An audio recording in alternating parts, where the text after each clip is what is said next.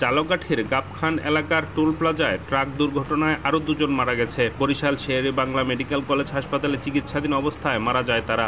এ নিয়ে নিহতের সংখ্যা বেড়ে দাঁড়ালো 14 জনে। এর আগে বুধবার দুপুর 2টার দিকে পৌর এলাকার পশ্চিম পাশে পঞ্চম চীন বাংলাদেশ মৈত্রী গাবখান সেতুর টোল প্লাজায় সিমেন্ট বোঝাই একটি ট্রাক নিয়ন্ত্রণ হারিয়ে মাইক্রোবাস ও অটোরিকশা নিয়ে খাদে পড়ে গেলে ভয়াবহ এ ঘটনা ঘটে।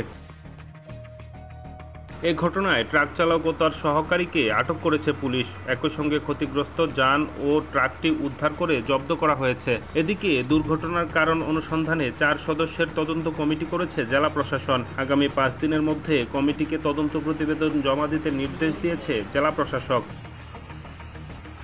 স্থানীয় প্রত্যক্ষদর্শী ও ফায়ার সার্ভিস সূত্রে জানা যায়, দুপুর 2টার দিকে রাজাপুর থেকে বরিশালের দিকে যাচ্ছিল সিমেন্ট বোঝা একটি ট্রাক। গাবখান সেতু থেকে নামার সময় ট্রাকটি নিয়ন্ত্রণ হারায়। পরে টোল প্লাজায় অবস্থানরত একটি মাইক্রোবাস ও অটোরিকশাকে ধাক্কা দিয়ে পাশের খাদে পড়ে। এতে ট্রাকের ক্ষতি কম হলেও মাইক্রোবাস ও অটোরিকশাটি দুমড়ে মুচড়ে যায়।